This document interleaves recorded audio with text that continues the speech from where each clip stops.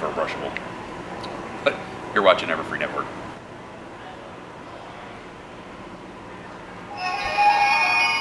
I love when you comb my hair.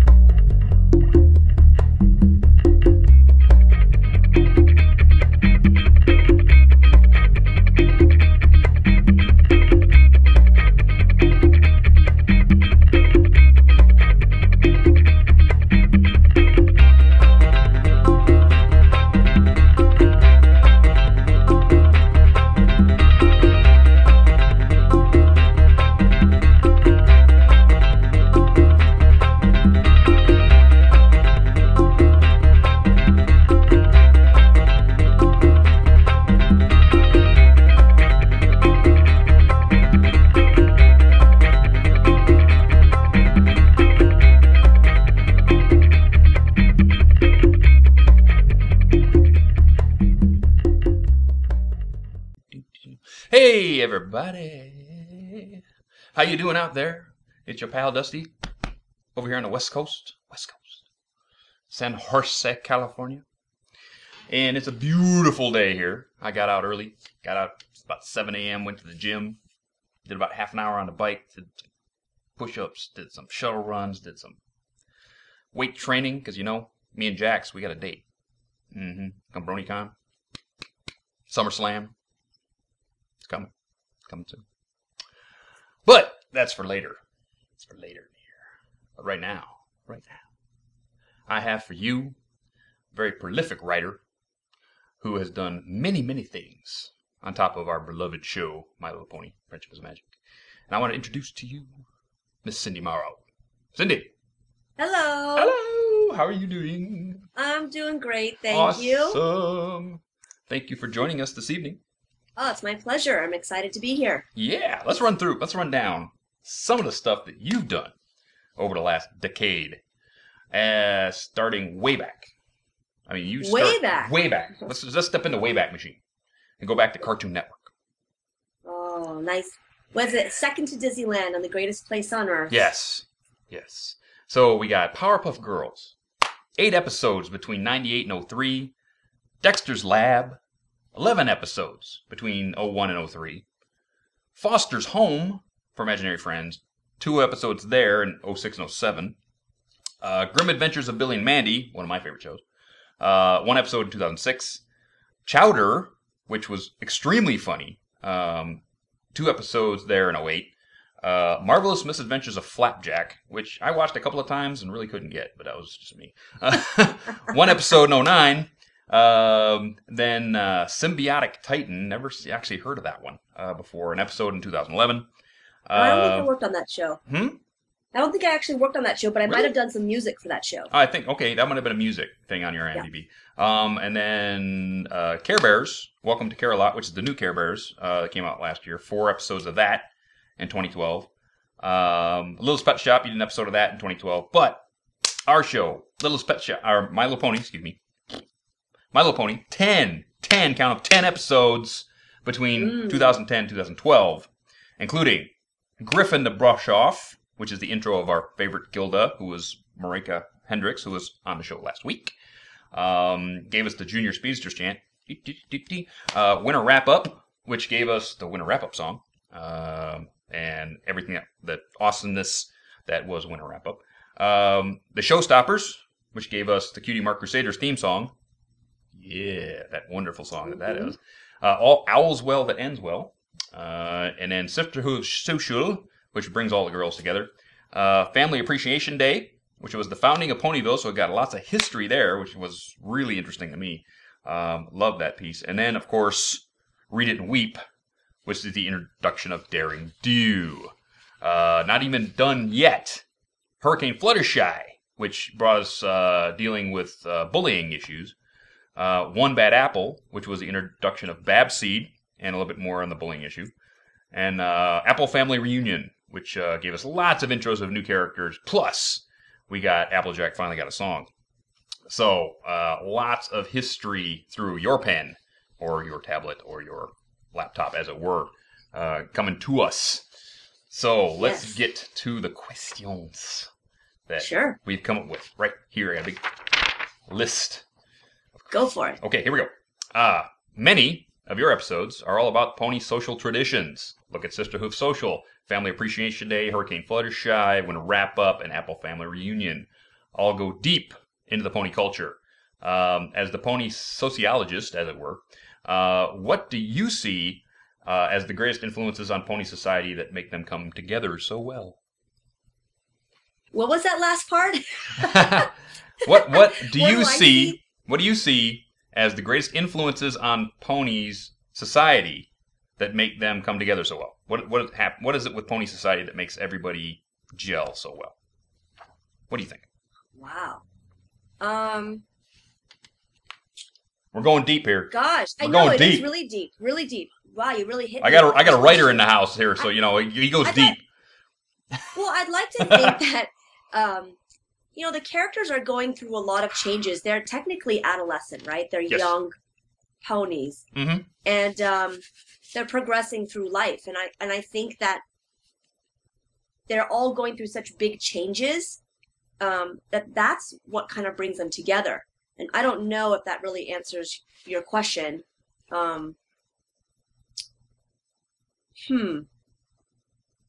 That's always how I felt like, every episode that I've worked on, I always feel like, there's something that they have to work through, or a change that they have to go through, whether it be as a group within their society or as individuals. Always the basis of a good story. Yes. How about this? Care to take any credit for the way that the social unity among ponies on the show creates social unity among bronies? I would like to take credit for that, but I think that has sort of just been a natural cause and effect of the development of the show. So I guess if I am a part of the development of this show, then I could take a small inkling of a tiny little bit of credit for that. I actually think it's a lot. Because it just the wonderfulness of the episodes that you've written, the things that bring people together in the stories that you write. I happen to think you have more than a small inkling of credit there. I mean, I think that I was sort of selected to do different episodes. I think most writers are. Some writers are going to be better at dealing with action, and some writers might be better when they go off of the mainland and go into like a new world. And some writers are going to be a lot better at dealing with characters that have weird accents or dialects. And I think that a lot of the scripts that were given to me with taking my writing style in consideration, and that is a lot of one-on-one or a lot of character development, friendship development, that sort of thing. Cool. Awesome. Most shows, like Friendship is Magic, have a writer's Bible. Without giving away anything we're not supposed to know yet, what sort of topics were in that Bible? Things that wanted to be covered. I don't know that we got a writer's Bible per se. We got a really developed Bible at the beginning, much more developed than like any Bible I'd really ever seen. And of course that credit goes to Lauren and Hasbro. The fact that they gave her, whether she took it or she was given it, she had the opportunity to really develop this show concept well before the writers came into play. And I've worked on, as you know, like a lot of shows, and many I have worked on while they're still changing the concepts, or a lot of times now they give you an assignment, hoping that you're going to be the one that develops the show for them. So I believe in the Bible there was probably some sample storylines, like, this is what might happen here, that sort of thing. But for the most part, the Bible actually was a lot of character development. All the characters were there. Right. We didn't really bring in a lot of brand new characters after the fact. Yeah, it was pretty developed. Wow. So even as you got down to Apple Family Reunion, Apple Rose and Auntie Applesauce, they were actually in the Writer's Bible way back in the beginning? No, those were not. Oh, those were not. In fact, I'm looking at the treatment right now. I told you I was going to open up my computer and pull up old files. So jelly. And let's see. Let's see what characters were already developed here. Talks about Earth ponies, talks about Pegasus ponies, unicorn ponies, the location. Oh, this is funny. Remember, I don't know if anybody saw, but Lauren wrote on her Twitter the other day that Ponyville used to be called Philadelphia, and that's actually what it's called in this Bible. I see some sketches. I don't see, let me see. Yeah, I see Rainbow Dash. I see all the main 6. Okay. Let's see if the Cutie Mark Crusade. Oh, I see. I see Granny Smith, Spike. Yeah, those characters, Celestia, are in here. None of the the smaller incidental characters are developed yet. Yeah. Cool. And that's just a mini Bible. So I'm assuming that there was actually a much larger Bible. Yeah, but the writers got the small snippets of it. The mini Bible. Yeah. The mini Bible. Yeah, the mini Bible. Okay. How much then now that you've got that, right? How much of what we would consider the writer's Bible emerges from the writers' meetings and in the scripts compared to what's already there? So say you're in the writers' meeting, right? Which we got from Megan McCarthy. You guys all get together and talk about what's going to happen that season or what's going to happen across a story arc or whatever that is. How much of that gets shoved into the Bible after you guys write it? Well, the Bible is not developed after that. Okay. So, for instance, I might get an Excel file that lists all the episodes that like the ideas that we talked about, or, which ideas might have been submitted to get approved to go to the next step. Right. But it won't get put into the Bible. The Bible that exists is really in order for the show to get the green light, whether it be, 1 episode or maybe 3 episodes, or depending on the show. Right. So after that, the Bible, it really isn't revised or touched. As far as I know, it's not touched afterwards.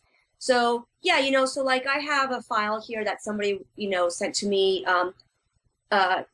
approved names that we could use that Hasbro already owned, right? Because it's a lot of work to come up with a name and then have to go through all legal.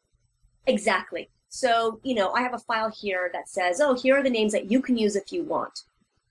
Or I might have a file that says, here are all the story ideas we've done, to this point, that sort of thing. But they're separate documents. They're not put in a Bible. Oh, gotcha. Okay.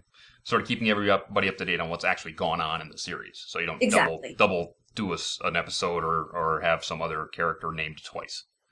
Yeah, so like whatever, maybe in the 3rd season before we met, before our writer summit, we might have received some documentation that shows here are all the ideas that have been submitted and approved, and here are all the ones that are rejected. Here are the ones that we might want to revisit, and so we kind of have a direction when we get to the meeting. Oh, cool. Let's see, where am I at? Here we go. In Family Appreciation Day, we get the history of Ponyville, right? Was that history something you developed for this episode, or was it already in the Writer's Bible? No, we developed it in our first story meeting. Okay. Yeah, so it didn't exist. We needed to come up with a history.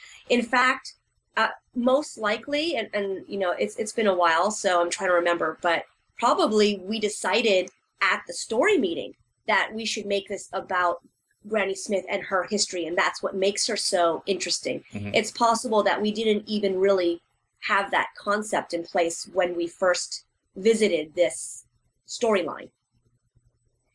Cool. So the storyline may not even have had the whole concept of her, giving a history lesson. It was an awesome idea because it really turned right in the middle of the episode. I'm like, what? Yeah. And visually it looked really cool too. Yeah, I mean, visually it was awesome. Yeah, DHX Media pulled that all together. Last week we got to interview Marika Hendricks, and she's the voice of Gilda. So, what inspired that character of Gilda? Where did she come from, really? Was she like somebody in your past? Was it just something you came up with? Tell us a little bit about Gilda's history. Well, that was the very first episode that I wrote. Uh-huh. And I don't remember really what the premise of it was, but I came into that story meeting and Lauren had already sort of conceived this idea about Rainbow Dash having this friend who is seemingly nice to everybody, but she's really not. Mm-hmm. And so I think, a lot of the development of that character already existed in Lauren's mind.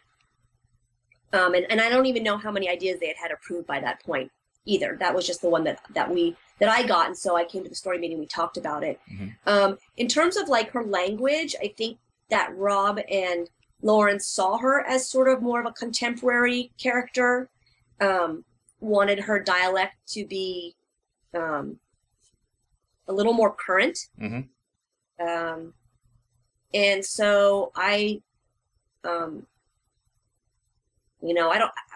know where she kind of came from inside of me, that kind of a character. I didn't grow up with, like a bully, but I certainly remember those girls, like one day they'd be your friend and the next day they wouldn't be, or they'd be talking behind your back. I mean, right. I don't think that I'm the only one who'd experienced that type of a character. There's a lot of people have experienced those kind of characters, I think.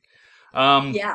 As the local Griffin expert, seeing as you wrote her, what do you see the relationship between the predator griffins and the made of meat ponies being? Any interesting history between the two species in your mind? You know what? I would not probably be the one who would have that knowledge. I think Lauren, in the beginning of the show, I think she really wanted to bring in folklore mm-hmm. that, us humans in this earth were aware of. Yeah. Like griffins and what are some others that she brought in? Griffins and minotaurs and cockatrices exactly. and all of that. She wanted to bring that into this world. Mm-hmm. So I really, didn't have a lot of say in that, and I also did not really have a real strong opinion because that's not really. I don't have a whole lot of interest in mythology, I think it's interesting, but I don't seek it out. Oh, okay. Yeah. So, unfortunately, I'm not really one who has an opinion on that. Oh. Okay. Sorry. It's okay. That's all right. It's okay. Let's see. Which characters have you seen a lot of the show? Have you actually gone back and watched a bunch of the show? I've watched most of the episodes. Yeah, I have. Okay. I should have seen every episode. I haven't watched a lot of them recently, but I have seen every single one. I'm pretty sure.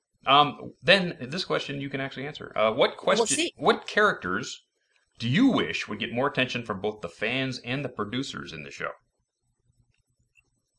Which characters? Yeah.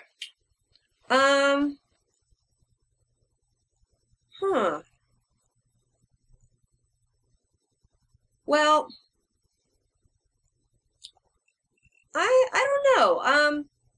I like Applejack a lot. I think that she has always had to sort of play that kind of regular character, mm-hmm. the middleman. I don't know what you call that type of character, but it's always sort of the protagonist syndrome where right. It's the bad guys that are always more interesting or the ones who have more issues. And so I've always kind of felt a little bad for her because I think she gets that sort of boring kind of personality gets kind of pushed up because she is she's like the most normal character. The straight man doesn't always get the lines. Exactly. Yeah, and and in fact Twilight Sparkle is kind of that way as well. Mm-hmm. I do like the little dragon dude. Yes, Spike. Yeah, I would like to see him a little more. I don't know. I feel like, well, let me preface this by saying, at the beginning of the season, the very first season, I don't know who put it together, Rob or Lauren, but they put together a file that was pretty intricate, and it listed all of the episodes, and it listed which ideas have been submitted and which ones have been approved, and which ones they were going to do. And on that file was also something that listed who were the main characters going to be and what were the relationships going to be. Okay. And that was very new, kind of unusual concept to me, where you lay it all out and you say, okay, who are the relationships and which ones are we going to focus on, and is everybody sort of getting a balanced film time? Right.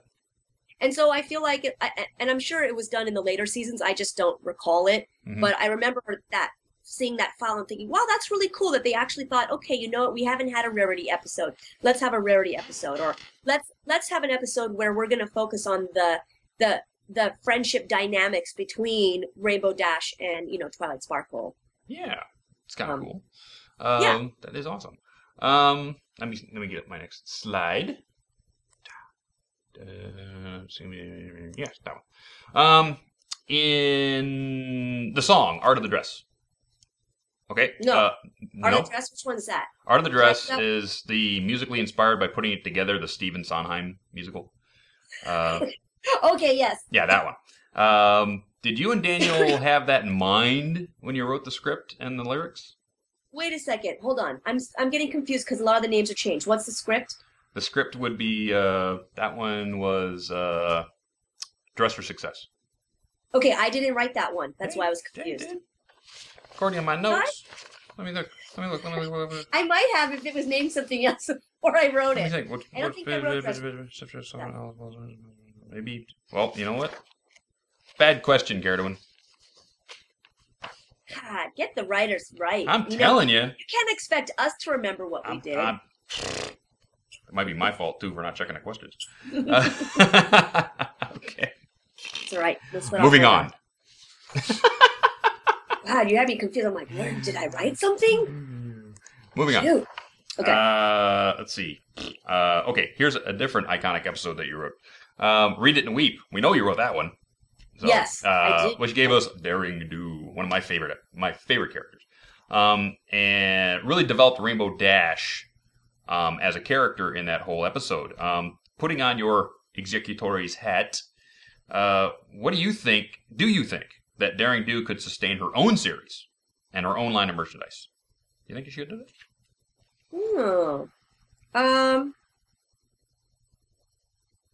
Sure. I think so.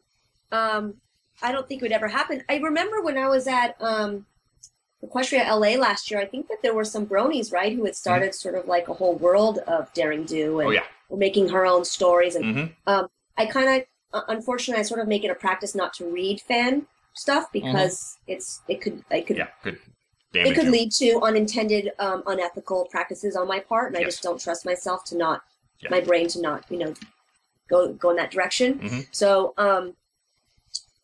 I think so. I mean, if people really like her and, like that story, I'd rather see it as like a series of books. I think that would be more fun than actually see it as a cartoon. But that would be fun if they could do a series of books and maybe turn it into a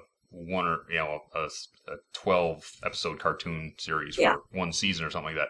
I'd love to read the books. I mean, they've already got the premise, right?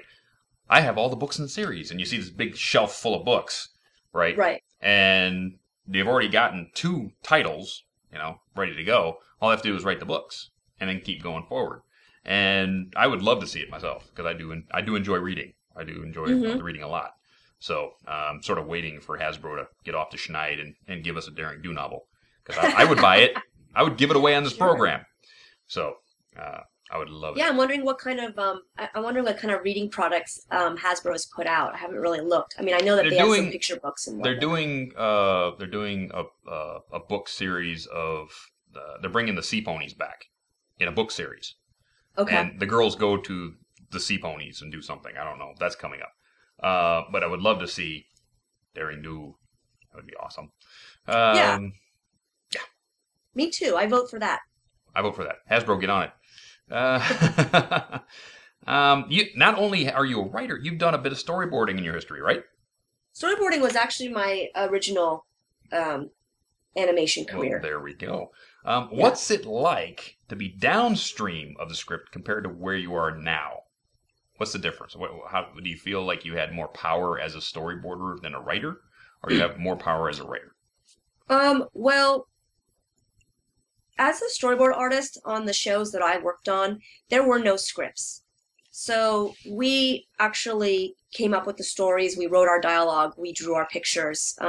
Those were shows like Powerpuff Girls, Dexter's Lab, Billy and Mandy, Chowder. All of those shows at Cartoon Network were unscripted shows. Wow. I only worked on one show, actually, where I met Megan.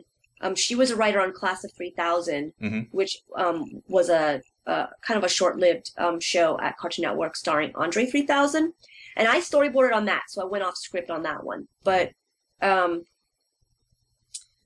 I would say that as a storyboard artist, it was more work, but in some ways more fulfilling, because you're fulfilling your writing creativity and your drawing creativity. Oh, okay. And with writing scripts, I'm not doing any drawing; it's kind of all in my head. Right.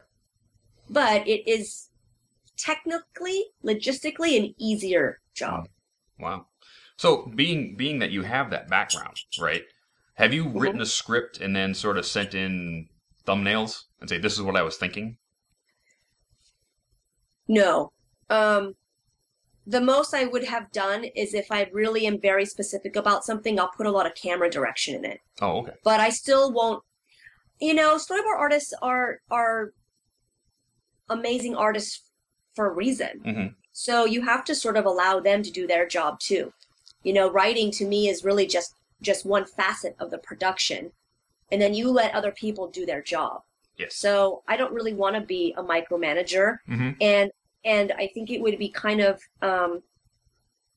egotistical to think that I could board better than somebody who is working on the show and storyboards, especially for this show. Right. Awesome. Yeah. Let's see. We're running short on time with the front half, so I got a couple of questions here. I want to pick out a good one. Okay. Okay, how about this? Going back to Dexter's Lab and Powerpuff Girls, those shows were 3 one-act shorts rather than a full half-hour story. From a writer's point of view, what's different about writing a 7-minute Looney Tunes style bingo versus a half-hour Pony episode? Yeah, I think Powerpuff was actually 2 episodes, and Dexter's was 3. Yeah, usually 3. I love working on short stories.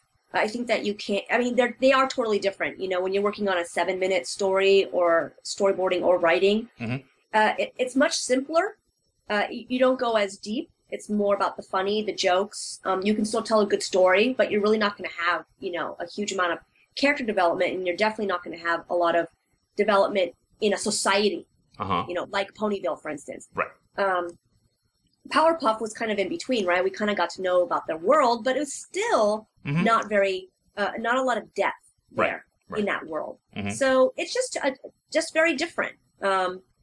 Both are fun and both are exciting to work on, and they're just a different style of storytelling. Right. Here's one. Dee Dee and Pinkie Pie, twins at birth? Siamese twins separated? Possibly. I never thought of that, but why not? Yeah. I mean, really, if you watch Dexter's Lab, Dee Dee does a lot of Pinkie-isms. She always pops up. Or Pinkie does a lot of Dee Dee-isms, right? Because then Dee Dee come first. Dee Dee did come first. So basically, she's always popping out of the fourth wall somewhere. Somehow she's always getting into the lab, no matter what Dexter does. And Pinkie's the same way. She can get in and out of anything. Carefree, yeah. Carefree, bubbly, happy. That's a good. I think that's a good comparison. Yeah. Yes, I think so. Let's see. I think we'll do 2 more questions, and then we'll go to commercial. So, others who have worked on the show have talked about how the final product sometimes is quite different from the original script, at least in detail. Can you give us some examples of how things have changed between your script that you delivered and what ended up in the show? I hate to admit that a lot of stuff that people really love and remember about the show, I didn't write. One that comes to mind is I don't know what they call the characters. It's Snowflake. Yes, Snowflake. The big brawny. Yeah! That guy. That guy. Yeah. So in my script, as far as I remember, it says Horse Walla or Pony Walla. Yeah.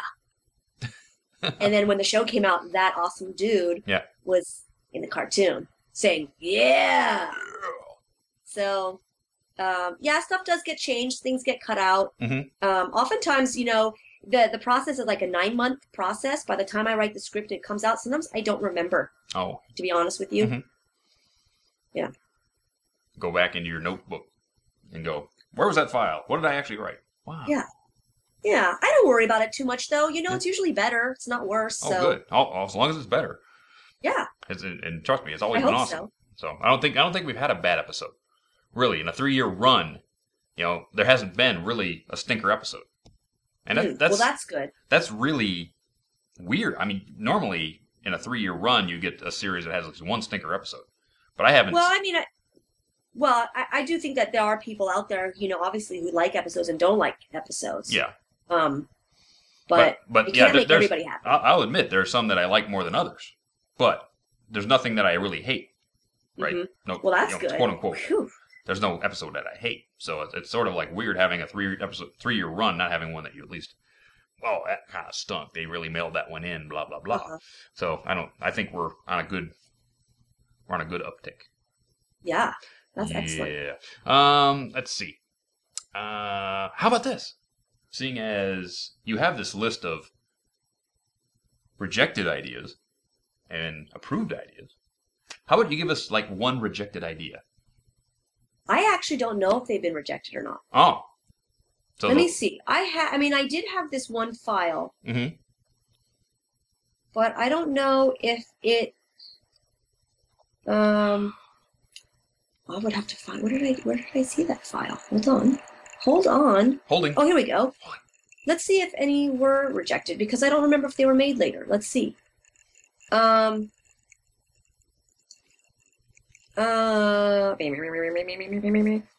about a Christmas special? Did we ever make a Christmas special? Yes, we made a Christmas special. Yes, we did. What was that? Help me, Chatty Box. But basically, they did a Hearthwarming Eve. That's Christmas? That's pretty much a Christmas special, yeah. Hearthwarming Eve. So basically, they did a whole. This is Hearthwarming Eve was sort of like Christmas in the Ponylands. It's a little bit different. It wrote about the history of the ponies themselves and why they celebrate Hearthwarming Eve, which actually turned out to be kind of be Christmas. Okay, yeah, I remember. So I have to watch that one again. Yeah, that one was awesome. Was there ever one where Scootaloo interferes with Rainbow Dash's audition for the Blue Thunders? No. There was one. Okay, that one never got made. That never got made. At least not yet. That's all that's on this list. Okay. And it's funny, this list that I have here, number 18, episode 18, there is none. It's just blank. There's nothing in the place. I don't know. Obviously, they filled it with something at some point. Yes. Yeah, I wonder why that was blank. I don't know. Okay, here's my very, very last question before we go to commercial. Okay. Tell us a secret. What kind of secret? Like a pony secret? Anything. Tell us a secret. A secret. A secret. Gosh, I don't know how different kind of secrets. I don't know. You might have to help me. What kind of secret do you want to know? I don't know. Something pony related, maybe? Something pony related. Oh, maybe you should have emailed me these questions before we had this interview. Then I couldn't put you on the spot like this. I know. A secret that I have is that I didn't write on season 4. Season 4, right? Yeah. Yeah, I didn't write on season 4. Oh. So, well, they're still making that's my season secret. 4. That one's out. They're still making season 4. Are they making season 4? They just started making season 4, so maybe there's still hope. Oh, maybe. Yeah. Maybe. Yeah. Yeah. So I've gotten. So far, I have not worked on season 4. How's that? So far, I have So not. far, Cindy Morrow has not worked on season 4. So that was the big secret. Yeah. So hopefully that changes, because awesomeness that is 10 episodes long needs to come back. Thank you. Get on it, Megan. I hope so. I do like writing on My Little Pony. We do like writing. So now we go to commercial, and when we come back from commercial, we will get into the manly challenges, and then we'll have your question and answer with Megan McCarthy. So don't go nowhere. We'll be right back. All right. Sounds great.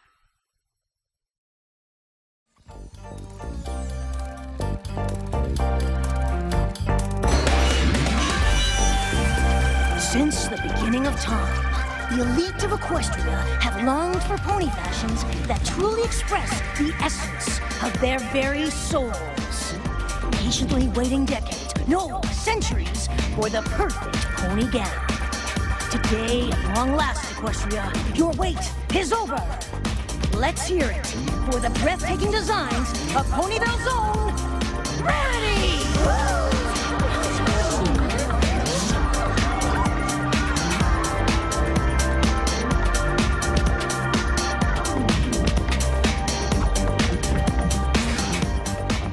Certainement, Spike.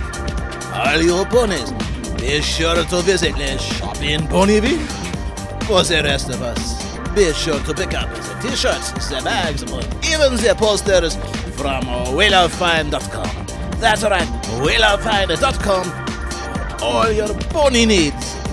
And remember, Carousel Boutique, where every fashion says chic, unique, and magnifique. Mwah. That's right, ponies. You go on down to Ponyville and you get everything you need for the coming summer season from Rarity down at Canalot. I think she's got the new one down there at Canalot now. She just emailed me that she needs a new commercial soon because she was opening up a new location. I think she finally got that warehouse down there, about 3 blocks from the castle. So you check it out, either Ponyville or Canalot location, and you get everything you need for the summer season from Rarity. But if you're a human, you need to go to WeLoveFine.com, because if you go to WeLoveFine.com, you get awesome pony swag like this shirt right here that I'm wearing today, which is Vinyl Scratch. Check that out. Isn't that awesome? And they have our shirt for this program called Stay Brony. So if you go to WeLoveFine.com, or if you click the little link on any of the YouTube uploads that we have for this show, you'll go and check out the shirt for this very show. And we're back. Yay. Yay. We're going to wrap up some stuff because we've got manly challenges all over the place. Manly challenges. Lee Tokar's ran 2 weeks, so the first thing we're going to do is we're going to wrap up Lee Tokar's manly challenge. That was for Fighting Blindness Toronto, okay? And you guys did awesome. Sydney Long, who I was working with over there at FFB, has told me that we raised $1,025 for their foundation. And the winner of this Fluttershy Funko collectible and this Chaotic Brony pendant is one Daniel Geishas. Daniel, you win. And I have your information now, and this will be shipped to you a little later this week. Congratulations for your win just by giving some money to Lee Tokar's charity, Foundation for Fighting Blindness. Now, manly challenge number 2. Marika, last week, challenged you to give some money to the Homeless Animal Rescue Team in Cincinnati, seeing as she's going to be there for the convention, Cutie Mark Con, coming up this summer. So, last count, we raised $624 for them, but I think Marika has not gotten her match in, which would make it $724. So she's doing the one for $5, and that is awesome. So, with that, the winner will receive this Funko Dr. Hooves right here, and this awesome signed Pixel Kitties art, signed by her, and I will read it for you because it's very long. It says, "To one totally awesome Brony donor, thank you so very much for generously helping animals in need. You are definitely not dorking up the skies. I'm really grateful. Thanks, Marika. And you will get this also. So the person who's going to win that is in this hat. All the names are right here in this hat. So time for me to close my eyes and pick a name. This one right here. Spectacles AK. Spec, you win again. You won the first one. Weird. We are only getting about 16 to 17 people actually donating. We need to up that. Some of you guys have to go out there and get your friends to donate. So, Spec, you win that one. So you get Dr. Hooves and the Gilda. So, we are now done with those two. We are up to date on the Manly Challenge. And now, we have a new one. Because Cindy wants to get on this game, don't you? I sure do. Absolutely. Cindy, tell us a bit about your charity. The charity that I chose is the Lustgarten Foundation for pancreatic cancer research. Mm-hmm. I'm personally connected to this foundation because my father was diagnosed with pancreatic cancer some years ago, and when he was diagnosed, they gave him 9 months to live. Ooh. And after that, he actually lived over 3 years, and he just passed away a couple of years ago, in the middle of season 3, which is why I only wrote 2 episodes for season 3 of My Little Pony. Some things about pancreatic cancer that you guys might be pretty blown away to know. It's the 4th leading cause of cancer-related deaths in the United States.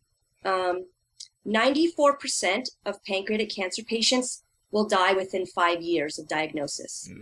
And only 6% will survive for more than 5 years. So it's a very serious cancer, and 44,000 Americans will be diagnosed this year, and over 37,000 Americans will die from it. Which means they need help. They really need help. Yeah, I mean, if you think about how many people are diagnosed with pancreatic cancer and how few actually survive, it's pretty astounding. Yeah, this is one we need to set our hooks into and get some work done on.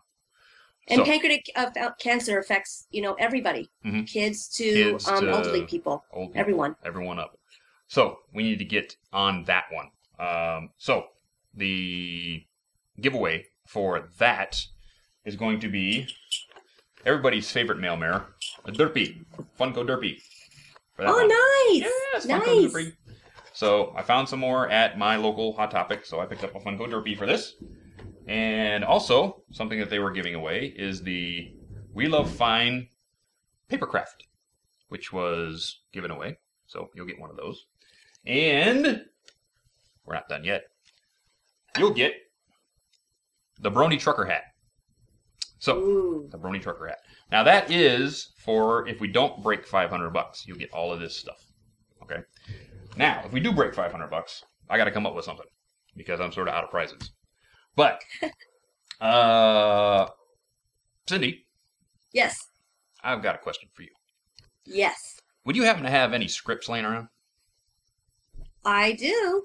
Amazing that. Would you, say, sign one? I could probably do something like that. I know for sure I could sign at least a page of a script, like maybe the winter wrap-up lyrics section or something like that. Hey. Wouldn't that be cool? I don't know if I'm allowed to give away an entire script, but I'm pretty sure I could probably sign at least like the winter wrap-up lyrics, something like that. How's about that, folks?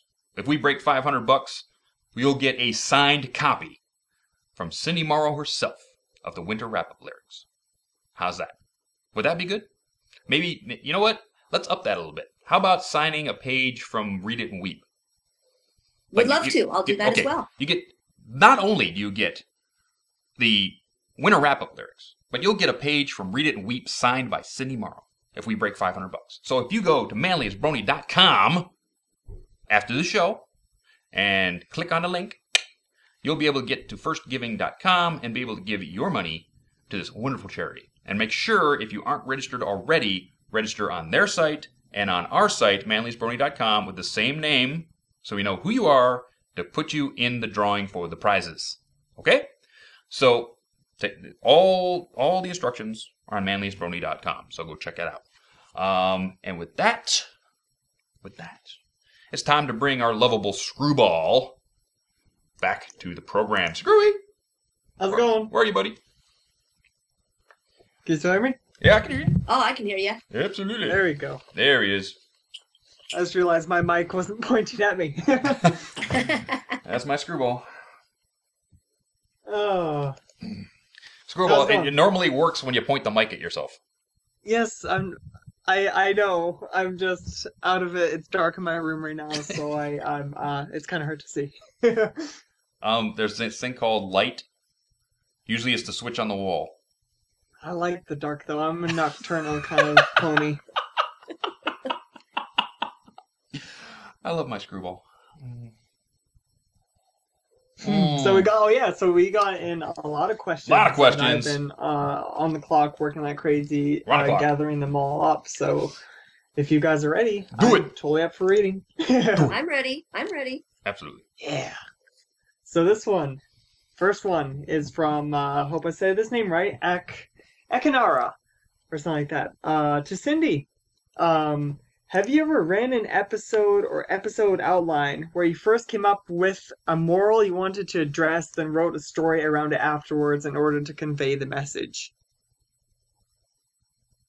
I would say yes, because a lot of the ideas, when you write the premise, you have to be able to tell the story in 1 or 2 sentences. So usually those 1 or 2 sentences kind of talks about what the moral of the episode is going to be. Nice.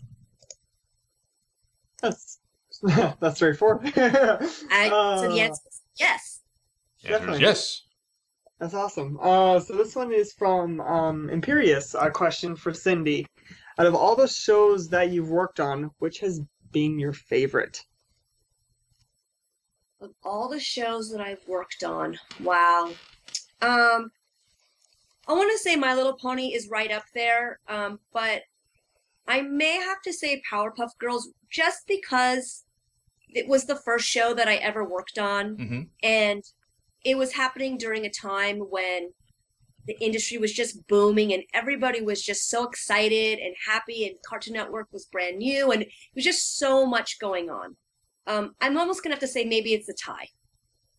There you go. Tie. Nice. Full circle. If you can't figure it out, just tie them up. So question from Wabin Tolerate. You wrote a lot of episodes for amazing shows throughout most of your childhood, which is awesome. Out of all the shows you ran so far, which was the most challenging to write? Ooh, good question. Of all the different shows that I worked on, or the episodes of My Little Pony? I think all the different shows. I'd say all the shows. All the different shows. Which one was the most difficult? Yeah.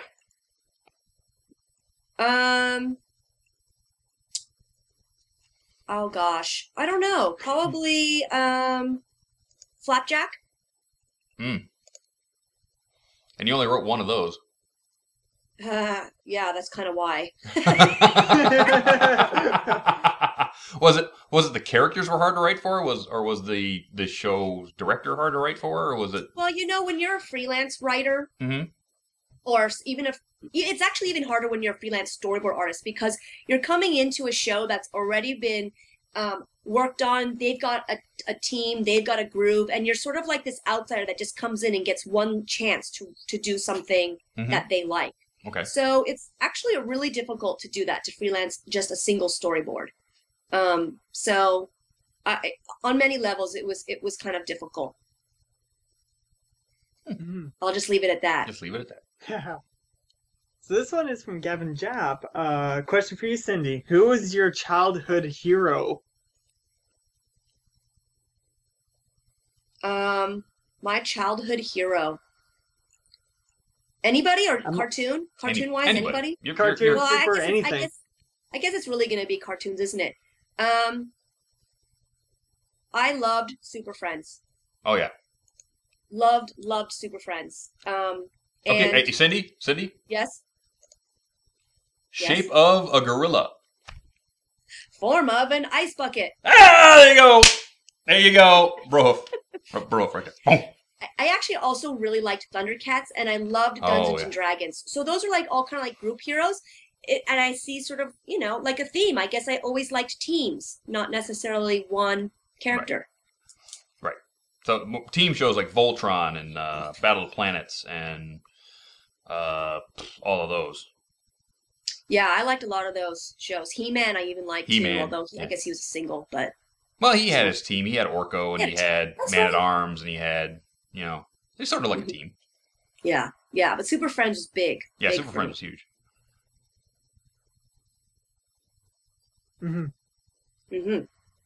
Sorry, I was reading. I completely zoned out. Screwy, this is where you ask a question. I know, I'm so sorry. So this was from Flare Runner to Cindy.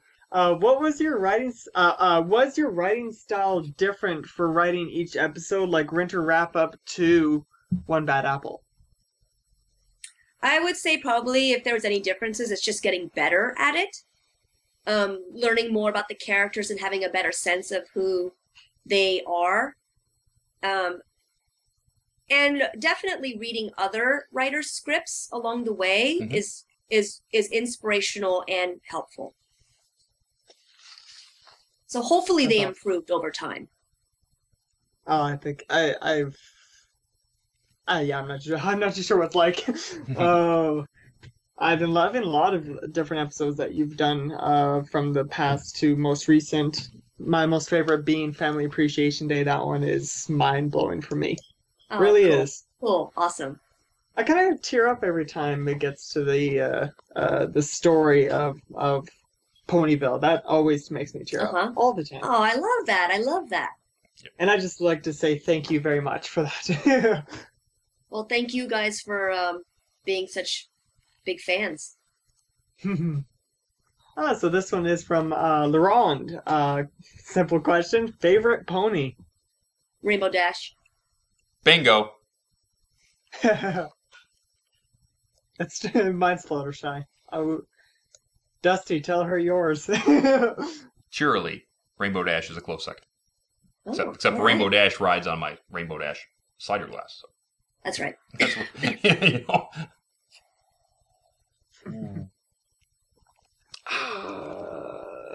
Sorry, just okay. So this one's from Grey Wolf Knight. So this actually kind of pertains is what's your most favorite character to write? Ooh, good question. It's probably the same, Rainbow Dash. I mean, it's just, the character that I most relate to would be her. So I think it's easier for me to write about a character that I relate the most to. So I have a quick question then. In Read It and Weep, it was animated sort of as Rainbow Dash putting herself within the character of Daring Do. She's basically a grayed out Rainbow Dash through the entire episode. So was it when you wrote Daring Do, was she a little bit different than Rainbow Dash? No, she was supposed to be similar. That was kind of, I mean, Rainbow Dash was supposed to sort of see herself in this character, and that's what kind of really brings her into the adventure. So, it's interesting, these questions, because as fans, you guys are always so good about like really looking more deeply into an episode and the characters. You kind of want to know even further down, what characters are like. But as writers, when we're given these scripts, we don't always have that time or that ability to really focus on the character and develop much. A lot of times you're given a character that you don't think's ever going to come back. Right. And sometimes they don't, right? So you don't really go too far into the depths of that character. Okay. Yeah. But we won't know if we don't ask. We don't know, we don't ask, and we won't know what she's like if we don't do more episodes about her. Yeah. Exactly, Hasbro. Yes. That's right. If Daring Do doesn't come back, Daring Do doesn't come back, I'm going to be very upset.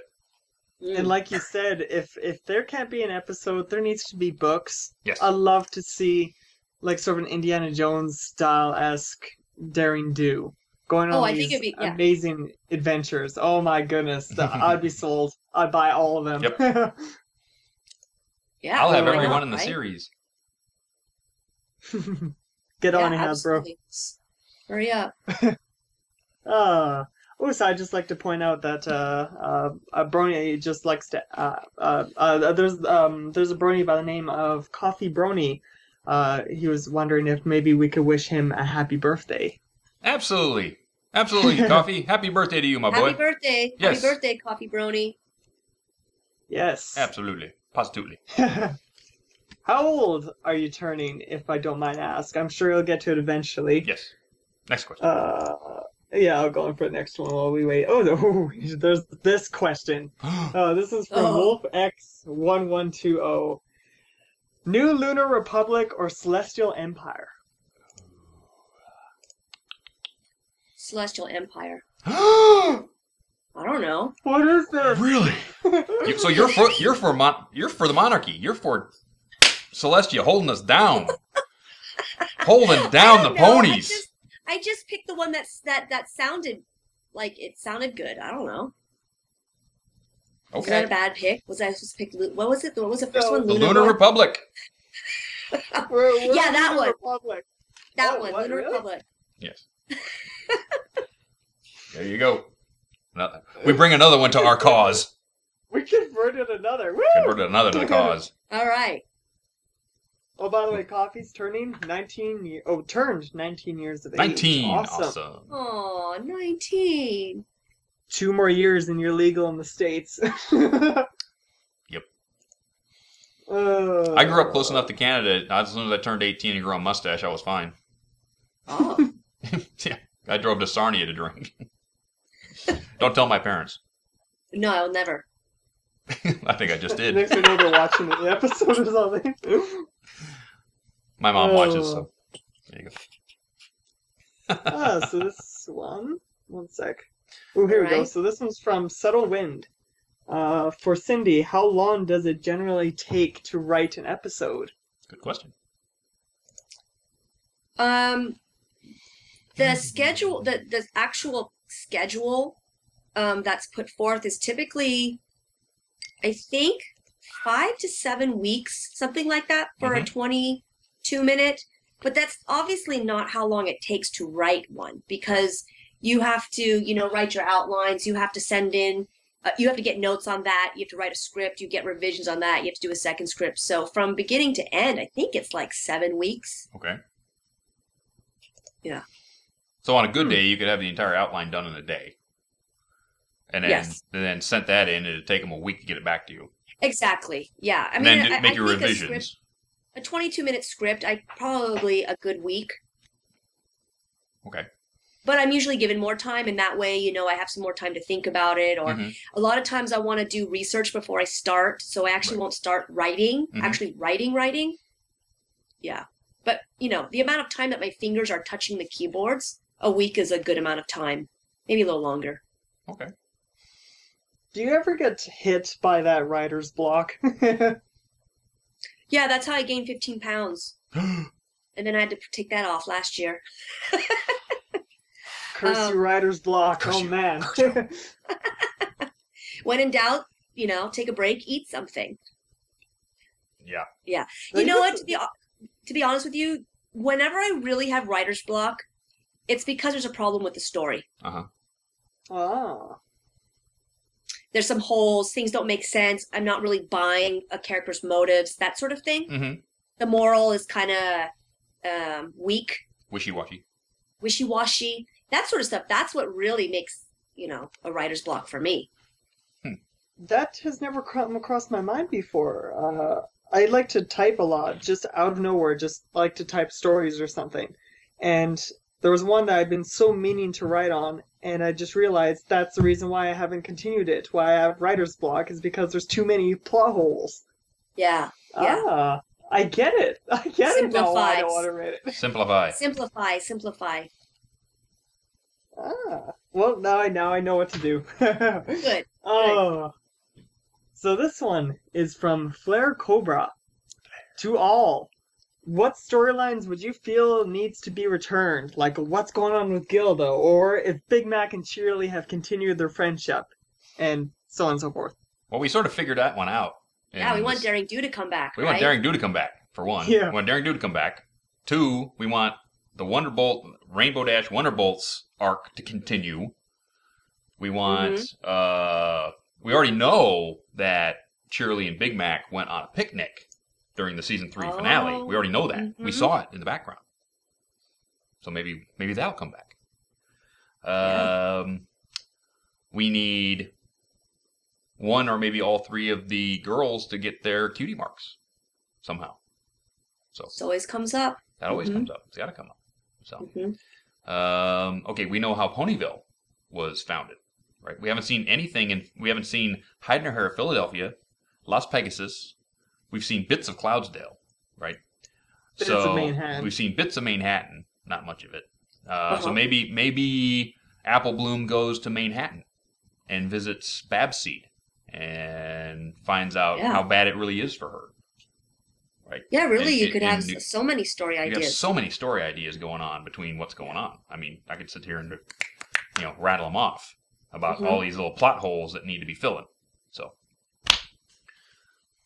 who knows? All right, see you at the next Writer Summit. I'm telling you, all you have to do, I can Skype in. I'll Skype in. You just call me. I'll be there. I know you, and I know Megan, and I know you guys talk about me at those writer meetings because I've heard. All the time. I've heard you guys talk about me at those writers' meetings. Never ending. You all have my Skype. You all have my Skype now, so call me. If you have a problem with scripts, call me. All right. I'll fix it. Awesome. Because that's what we do. Next. So this one's from Flutterlove. In your opinion, what are the basics or fundamentals of writing out a story and putting it into a script? Any tips on writing? There you go. Good question. I always think it's extraordinarily essential to write an outline first before you go to script. An outline can be anywhere. I mean, it can be as many pages as you want it to be, and it can include dialogue. It cannot, but you really should just write it out as if it's a story. And make sure your story is complete and well-rounded, and that there's no holes, and then take it to script. Yeah. So you can't really write a story until you know what the beginning, the middle, and the end is, because you can't just start writing words on a paper until you know where it's going to go. That's right. Right. So you got to have you got to have a roadmap to get from point A to point D. No point in starting hoping that it's going to work itself out. Yeah. It doesn't. No. There's no point starting out driving hoping the GPS will get you there. Yeah. It just ain't gonna happen.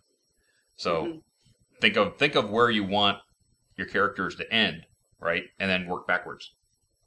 Sometimes. That's what I've done on stories I've written. That's good advice. On stories I've written, I went, okay, I've got this character. What do I want him to end up being in the end? Okay, how did he get there? That's what I went through when I did a few of my stories. I get an ending. Yeah. A perfect, awesome ending that has like a twist or something. Like, how can I make a story off of this ending? It's one of the hardest things to do, but it's so much fun.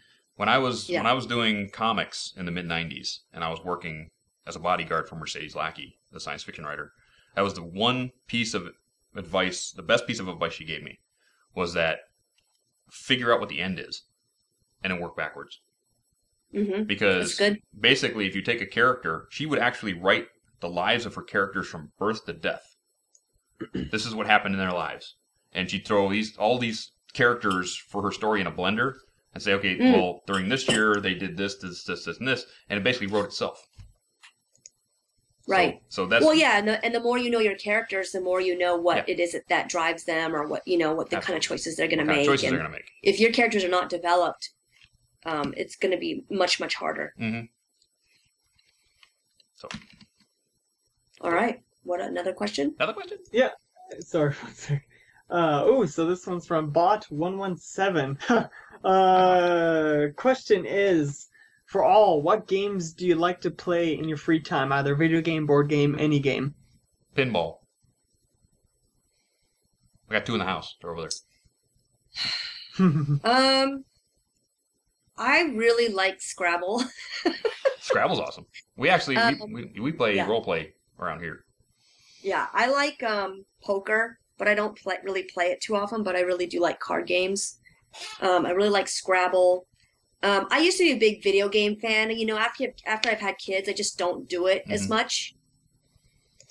Was there any particular titles you liked back then? Was there any kind of what? What titles did you enjoy back then? Well, you know, when I was playing arcade, I always loved Marble Madness and Burger Time, Crystal Castles. Crystal Castles is good. Yeah, that was good. We've always had Nintendo, so I loved Mario Kart, the first one. Amazing. Oh, yes. Oh, yes. Animal Crossing. That was probably like we did Zelda. I just haven't played it so long. Games. No, I think that was for the N64 then, right? Yeah. You know, once the Wii came out, we got the Wii. I just found that there's just too much going on. Too many buttons now. I'm too old. I think the last one I took real serious interest in was Ratchet and Clank.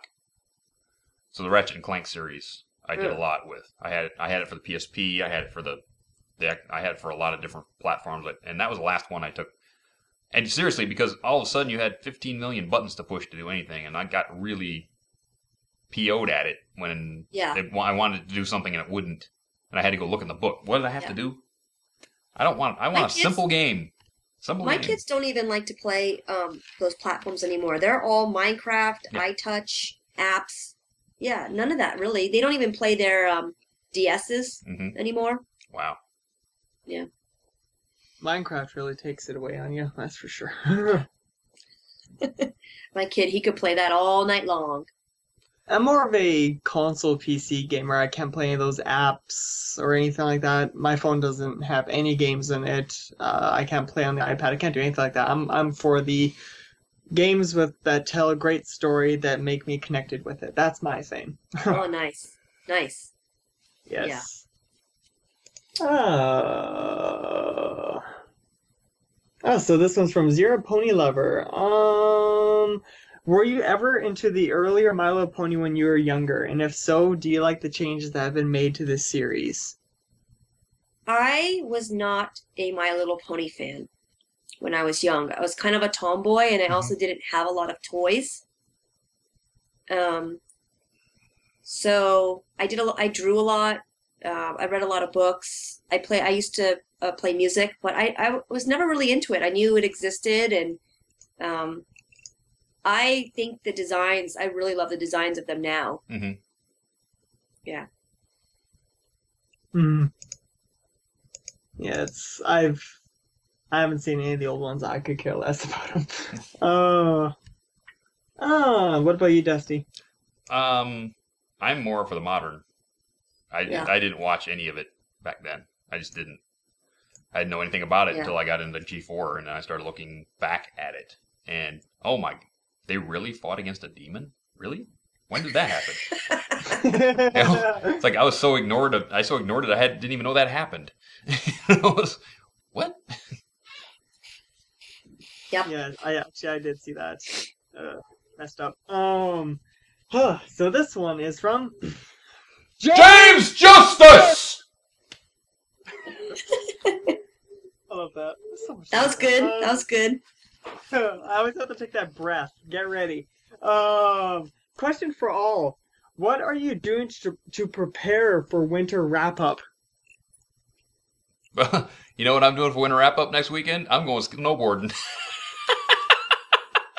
That's good. Yeah. Well, Los Angeles doesn't really have a winter wrap-up. No. Not really here either. So. But on Friday, my family, we actually do leave for Germany. Germany? And France. You're going to Germany? We're going to Germany and France, nice. For 2 weeks. So it's going to be really cold. Yeah. About this time of year. So what are you just taking like a 2-week family vacation across Europe? Yeah. We had some friends who moved there for work last year. Really? 2 families, and they invited us to come visit. So wow. We're taking them up on the offer. The Griswolds, European vacation. I can see it now. Yep, absolutely. Awesome. Bring me a stein of something. I've been It's doing a my nice winter. suitcase. Awesome. Yeah, I want winter to be over with. Here in Canada, it's just like, Well, yeah, you're in go away, Alberta, snow, man. please. In Alberta, they have like 2 seasons: winter and road construction. Yes, so true. Sort of like Michigan. Yeah. Well, and then the weather's pretty nice out here most of the time, even in winter. So can't complain. Yep. Well, I can't wait till EQLA because I want to go back to that sort of weather. Yep. EQLA is coming soon. It's awesome. Yeah. It's beautiful. That. Can't wait. 1 sec. Ooh. I can't remember if this is asked or not, but I'm gonna go for it. This one's from Secret Tale. I think this was asked. Question is, which was the most difficult? Which out of all the episodes you wrote, which was the most difficult to write and why? Yeah. The first one, Griffin the Brush Off. Yeah. It was most difficult because the show was brand new and there really wasn't a whole lot of. Even though we had a Bible, we really didn't know what the show was about, and it's just, it was a big learning curve for everybody. Mm-hmm. Ooh, actually, from the same person, Secret Tale. Dusty, what is your favorite cheerly moment in the show? Oh, my favorite cheerly moment in the show is when she basically takes over for Big Mac and tells the girls, "You'll be doing all of Big Mac's chores." And it's like she never checked with Big Mac about that. She just said so. It's like, he goes, yeah, you say yes, Big Mac, because you're a smart pony. For a fact you don't cross that woman. No. So I have a question for Dusty. How come Cheerly is your favorite pony? Because we graduated high school together. Oh, I see. Cheerly was one of the only ponies that came back from the 80s. She was in the 80s show. Uh-huh. So, but she's your favorite in this modern series. She's still your favorite. She's still my favorite in this modern series because I like her attitude. She's the teacher. She teaches everybody out there. She has a bit of an attitude and won't take horseshoes from anybody. So it's sort of like, nice. Heck yeah, stand up to anything and everybody when you have to. And you teach all the ponies, and she came from the 80s, and she sort of got back with me on Facebook and said, where you been? I was like, well, nice. I graduated and moved on, because we sort of like broke up and I had no idea what you were doing. And what's that Big Mac guy anyway? Tell me about Big Mac. And we sort of gotten back together. She Twittered me a couple of times, and Facebook, we had lunch the other week. It's all cool. Rekindled relationship. Wonderful. Yeah. So this one is from Firestorm. Question is for you, Cindy. Did you come up with Daring Do, or did it involve other writers' input? I don't remember. Let me think. We often submit story ideas, and just quick little things like, what if we did this, and what if we had this sort of thing happen, or what if that. And then sometimes I get an email, and when it's my turn to come in for a story meeting, the story editor will say, well, hey, why don't you do this one since you came up with the idea? I don't know if I came up with that particular idea. I don't remember.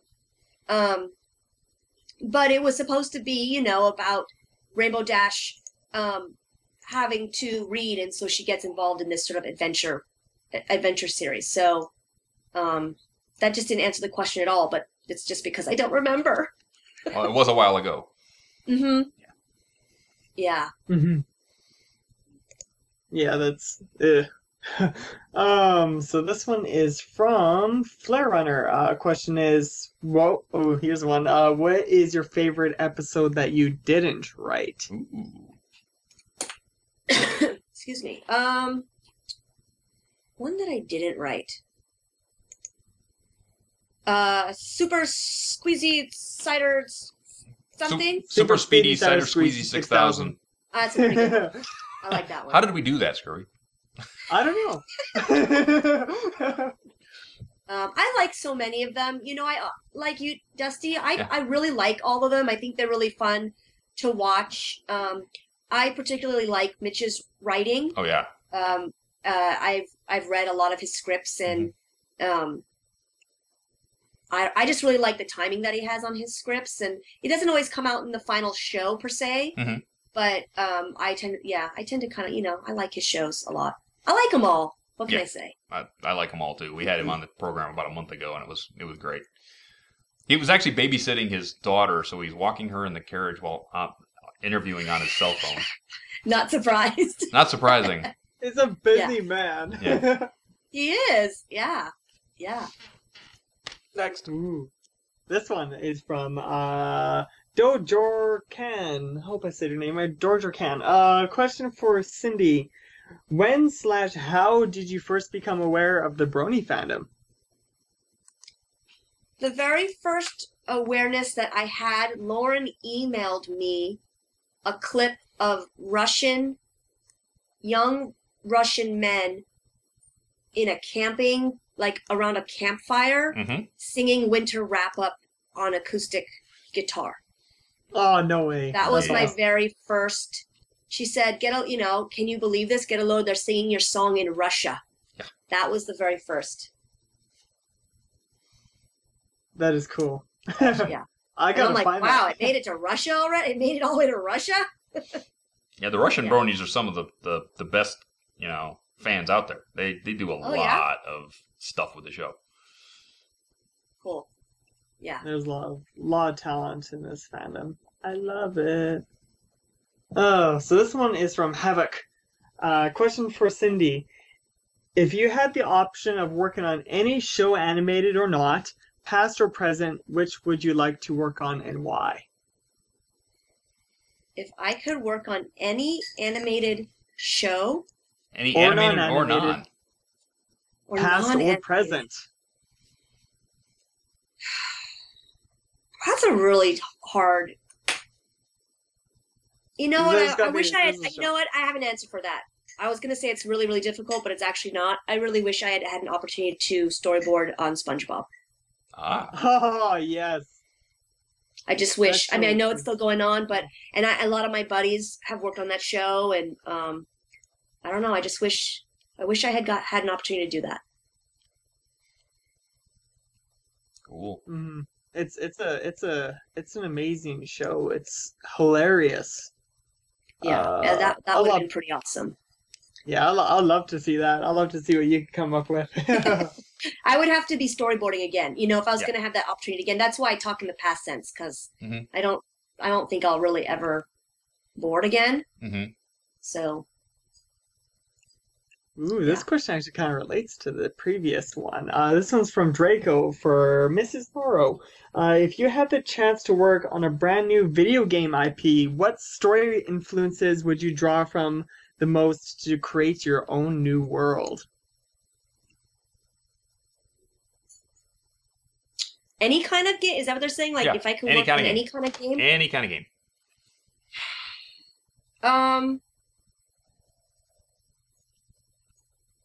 I really loved Animal Crossing. That type of a game, sort of like where you build your own world and you kind of you discover stuff and you get to pick your own character. I would love to be involved in something like that. I'm not so much action or fighting or war. That kind of stuff's not really interesting to me. I really like the cutesy characters. Yeah. Sorry, I'm Yep. just reading. Ooh, here we go. This is from Wub and Tolerate. Question for Cindy. If you could go back on writing on one of the canceled, finished, or ending shows, which one would you want to go and re-bring You mean back? On a canceled show? You mean like Yeah. just not My Little Pony? You mean like any? Anything that's out there that has been, put down kind of thing.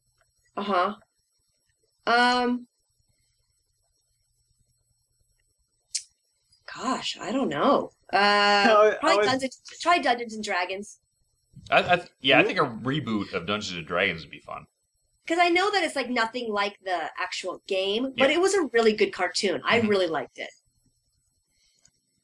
I haven't actually seen that one. Have you seen the reboot of Thundercats? I have not. Is it good? No, it's not. Oh, No, it's not. I do have all the Thundercats on DVD, and my Yeah. kids are so confused. Like, you liked this? Yeah. Well, that's just like me. I go back and I watch, Science Ninja Team Gatchaman, which is the Japanese version of Battle of Planets, and they put out Battle of Planets on DVD, and it was like horrible. I was like, why did I watch this as a kid? And then I got the real ones from Japan and went, oh, that's why I watched it, because it was much better. Yeah. Yeah, they took Thundercats and basically threw it in the anime blender and rebooted it as an anime series, and it really was not done well. Jeez. I mean, it's true. The very first episode was like a ripoff of Moby Dick, for crying out loud. I mean, come on. Something original, please. Whatever. I'm over it. Speak to the hoof. I'm over it. Oh, so this one is from Lars. For you, Cindy. How old were you when you first started writing for TV shows? Not storyboarding, writing. Yeah. Yeah, same. Maybe 28, 29. Something like that. Nice. One of the first shows that I did scripts for was Foster's Home for Imaginary Friends, and I worked on another show that was actually through Cartoon Network in New York, so you guys probably don't know about it. But yeah, so I must have been like 20, I don't know, 28, 29, maybe 30, I don't know. What year was that? You had that down there, Dusty. Let me think. Foster's Home was 2006, 2007. But you were storyboarding on Powerpuffs into 2003. Yeah, I was overlapping. Yeah. So really, yeah. So I've only been probably script writing, I don't know, 7 years. 7, 8 years. Yeah. Did you actually go to school for writing? I mean, I went to Cal Arts in the animation department. Oh, okay. Yeah, So you basically moved over to writing. I did as a means to be able to be at home more because I had my first kid. So storyboarding was such a time-intensive job. Right. Writing would allow me more time at home. So that was sort of the what pushed me to do that. Yeah. But I lived down the hall from Rob Renzetti and Gendy. They were roommates, and I knew Craig in college, and Lauren was in a program. She came in a year after me, so we had some classes together. We're all kind of from a small family of artists. Wow. I used to sit and eat dinner with what do they call them? Like the Knights of the Knights of the Round Table? I forget their names. But Mark Andrews, he just won a Oscar for directing Brave. We were in college together. Look at me like throwing names around. But I mean, honestly, I went to college with these guys. Wow. I'm so jelly. So they all went on to be really famous and amazing artists. And I, sit in my office in my pajamas and I write scripts for TV. Awesome. Yes. It's which I actually prefer. Great work if you can get it. Yeah, I love it. Yeah. Okay, Screwy, we're right up against it, so make the last one good. Okay. This one is a dark one. This one is from Akinara. Question to Cindy. Emmy Larson has mentioned on a few occasions that the work of animation writers aren't all that appreciated in the industry. Is this true, and is there anything Bronies can do to rectify this grievous injustice? That they're not appreciated? Yeah. Yeah. I don't know. That sort of is, that's actually a really complex question because I don't know that I necessarily seek more attention than I get as a writer on the show. I feel like, I've said this many times before, I'm a facet of this like big production, and so to say that a writer should have more credit than, let's say, like a background artist or a musician or a voice actor or, we can all probably agree that a show can't exist with any of those features, right? Right. Even if, a job that you wouldn't even think about, like let's say color keys for characters, if that person doesn't exist, who's going to choose the colors for your characters? Right. Absolutely. So I don't necessarily say that it's an injustice because I think people maybe just aren't aware of it. But by nature, writers we work behind computers.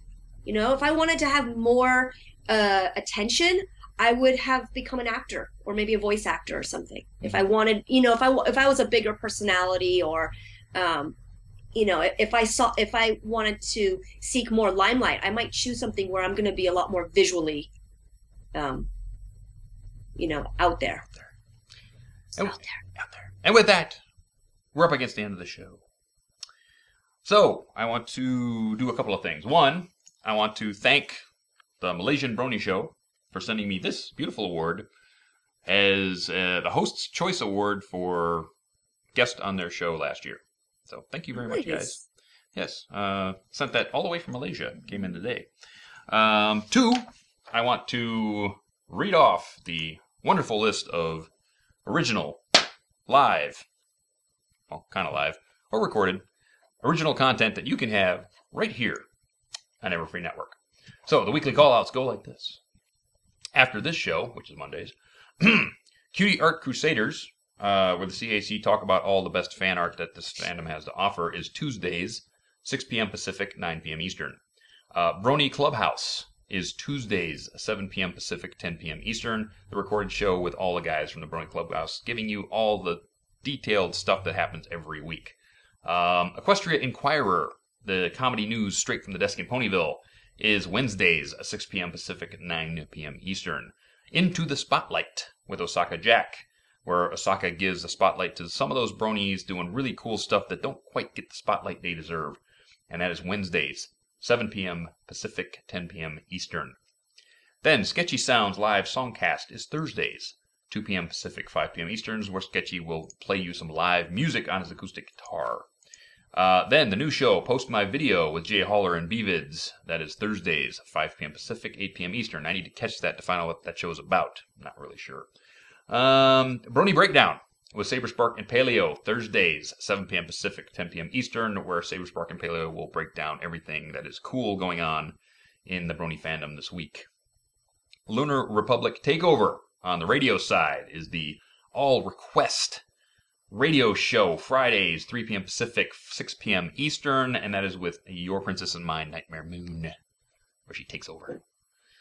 Mixology with DJ One Trick, Saturdays, 5 p.m. Pacific, 8 p.m. Eastern, where the DJ will take over and just play all the wubs you want. So don't miss it. Saturday Night Songs with Michelle Krieber, Saturdays, 7 p.m. Pacific, 10 p.m. Eastern, when the Kriebers can get along to us. Sometimes they're very busy. But normally Saturday nights, 7 p.m. Blue Screen Bronies, where the Blue Screen guys will talk about everything that's going on in the gaming world in Bronydom or outside of Bronydom, but all about gaming. 5 p.m. Pacific, 8 p.m. Eastern, that is on Sundays. And Peg Sisters Live, Sunday evenings, where the Peg Sisters will do exactly what we do here pretty much. Live, talk about the fandom from a Peg Sisters point of view. And that is 7 p.m. Pacific, 10 p.m. Eastern on Sundays. That is the big long list of original content that you can watch every week right here on Everfree Network. I like to make one thing. You want to make a thing? A thing. That thing and that stuff. The thing at the place? Yes. But my friend Pink Pearl, her friend Sherry, which is behind White Dove Creations. Yes. It's actually her 25th wedding anniversary. Is it? Oh, And congratulations just to like you. say congrats. Yes. Congratulations to a friend of the program, Sherry, over at White Dove. Congratulations. Congratulations, absolutely. And I want to now thank everybody who's behind this program, from everybody at Everfree Network to Screwball to Cowboy Dave, who makes it so good on the YouTubes, to Caradwin, who helps me with this program every day of the week, and to my gracious guest, Cindy Morrow. Thank you. Thank you for coming to the show. No, thank you. No, thank you. No, thank all of you. No. Okay. Okay. Okay. That's right. And I cut it off. next week's going to be a huge week, people. Huge. Oh boy. Next week, we got Sam Vincent and Matt Hill. The Gruesome Twosome. Flim of Flim and Flam, and Soren the Wonderbolt. Not only that, but they were two of the three Eds, Double D and Ed on Ed, Ed, and Eddie. So, it's going to be huge. Don't miss it. We might even go for 2 hours. Who knows? We'll have lots to talk about. Bring in all the questions. Bring in all the questions. Have yourself a nice tall cider, or even bring a snack, because we're going to be here for a while. So with that, I want to say good night, because I got a mess to clean up. And I got some prizes to get in the mail. So, with that, we'll see you next week, gang. Thanks for coming. Bye-bye.